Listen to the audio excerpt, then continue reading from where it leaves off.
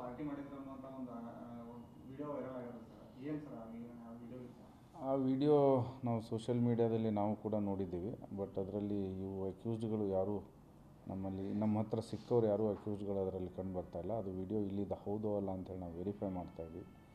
ಅದರಲ್ಲಿ ವೆರಿಫೈ ಮಾಡಿಬಿಟ್ಟು ಅದರಲ್ಲಿ ಕಂಡು ಬಂದಲ್ಲಿ ಮುಂದಿನ ವಿಚಾರಣೆ ಮಾಡ್ತೀವಿ. ಬಟ್ ನಾವು ನೋಡಿದಾಗೆ ಅದು ವಿಡಿಯೋ ಇಲ್ಲಿದೆ ಅಲ್ಲ ಅಂತ ಕಂಡು ಬರ್ತಾಯಿದೆ. ಬಟ್ ವೆರಿಫೈ ಮಾಡ್ತೇವೆ. ವೆರಿಫೈ ಮಾಡಿಬಿಟ್ಟು ಮುಂದಿನ ಕ್ರಮ ಜರುಗಿಸ್ತೇವೆ. Thank you.